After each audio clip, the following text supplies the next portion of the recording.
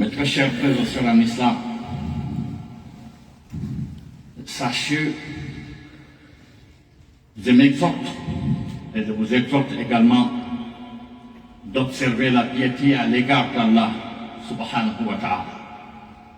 Car la piété reste un élément saillant, primordial, dans cette religion d'Allah subhanahu wa ta'ala. Et sachez que cette vie que Dieu nous a accordée, ce temps est précieux. Chaque minute qui passe est précieuse. Nous devons tenir en compte de la pertinence de ce temps que Dieu nous a doté. Et ce temps que nous avons à vivre sur cette terre, pour notre existence, est réparti en trois parties. La première partie, c'est notre enfance. La deuxième partie, c'est notre jeunesse. La troisième partie, c'est notre vieillesse. Et parmi ces trois temps énumérés par Allah subhanahu wa ta'ala, le plus pertinent, c'est la période de la jeunesse. Par conséquent, la jeunesse, en guise de définition, c'est la période la plus précieuse de la vie humaine. C'est pour cette raison, selon certains érudits de l'islam, ils disent, en matière de la définition de la jeunesse, que c'est la période la plus précieuse de la vie humaine, une période qui commence à partir de 12 ans jusqu'à 40 ans. Cet intervalle de temps, je dis bien intervalle, parce qu'il y a un temps avant, il y a un temps après, est précieux. Nous devons en tenir compte. La jeunesse, Allah subhanahu wa ta'ala a accordé un accent particulier de la jeunesse. À partir du moment où Dieu même a choisi la première place pour l'islam, ce sont les jeunes que Dieu a choisi à la première place. La première place dans l'islam, c'est quoi? C'est la prophétie, an-nubuwwa. C'est la prophétie. La prophétie, c'est la place ultime, le stade suprême de la religion d'Allah subhanahu wa ta'ala. Et cette place, Allah subhanahu wa ta'ala l'a accordée à la jeunesse.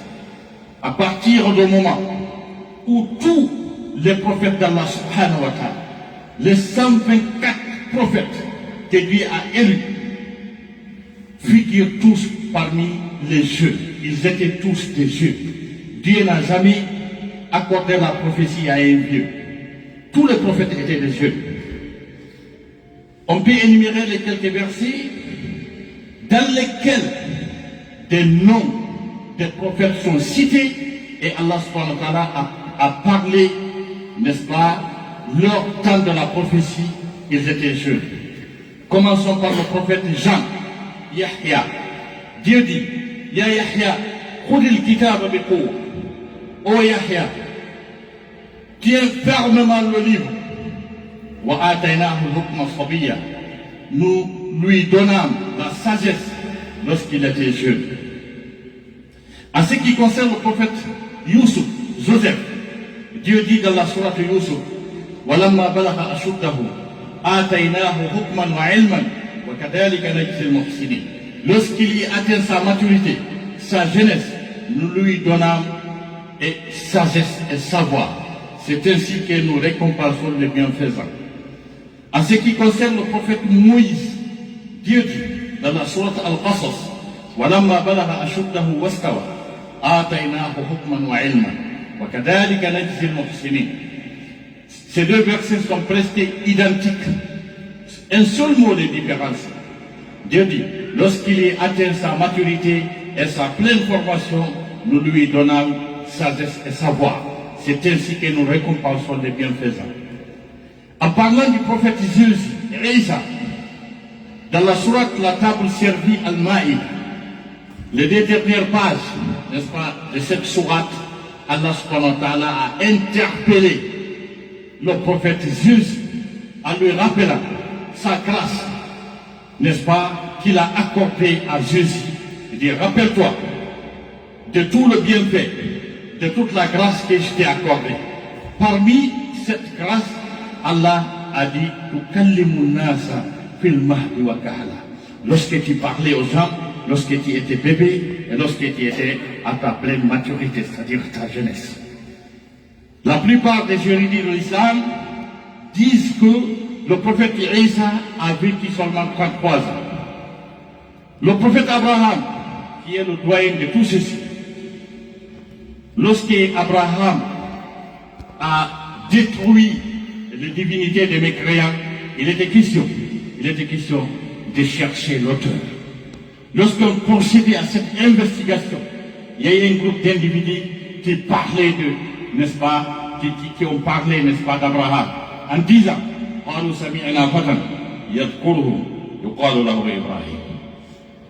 nous avons entendu un jeune les médire, dont le nom est Abraham. Le prophète Mohammed, le patron de tous les prophètes. Quand je dis ici patron, je ne parle pas de la fortune, je parle de son statut, son rang, sa supériorité spirituelle. Parce que vous savez, notre Seigneur est sélectif. Dieu dit, ton Seigneur crée toutes choses, mais il sélectionne. Le plus haut rang que Dieu a attribué ça à Mohammed. C'est lorsqu'il avait seulement 40 ans qu'il a reçu sa première révélation. Voilà, c'est la première place que Dieu a choisie pour la jeunesse. Et maintenant, qu'est-ce que nous devons faire en tant que jeunes? Il est important de parler des jeunes, parce que si nous, la jeunesse actuelle, nous refusons de véhiculer le message divin, cette charge noble et précieuse, c'est-à-dire adorer Allah subhanahu wa ta'ala, Dieu nous fait savoir que si nous nous refusons, il y a eu d'autres qui l'ont accepté. Dieu dit, فَإِنْ يَكْفُرْ بِهَا هَؤُلَاءِ فَقَدْ وَكَّلْنَا بِهَا قَوْمًا لَيْسُوا بِهَا بِكَافِرِينَ. Si ceux-ci refusent, qu'ils sachent que nous avons donné ce fardeau, cette charge à d'autres qui l'ont accepté et qui l'ont assumé convenablement. Parlons un peu de ces jeunes. Commençons par les hommes de la grotte, qu'on appelle les Ashab al-Kahf. Voilà des jeunes qui ont marqué leur temps, qui ont marqué à travers leur sagesse, leur foi, leur enthousiasme, leur détermination pour la cause de l'islam. Ce fut un événement, un écho dont toute la presse en a parlé, jusqu'à ce que Dieu lui-même est intervenu. Dieu dit, نحن نقص عليك نبأهم بالحق. نحن نقص عليك نبأهم بالحق. إنهم فتية آمنوا بربهم وزدناهم هدى. Laisse-nous te raconter leur récit en toute sincérité. Dieu dit, ils firent des jeunes.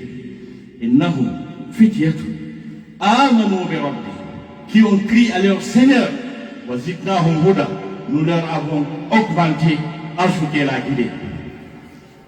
À l'ère du prophète Mohammed Pesali sur lui, il y a eu également des jeunes qui se sont illustrés, qui ont procédé à des travaux remarquables dans le sens du rayonnement et du développement de l'islam. Parmi eux, parlons de ce célèbre compagnon du prophète Khalid ibn Walid, Amr ibn al-As et Ali ibn Abi Talib. En matière de savoir islamique, les uns se sont illustrés également.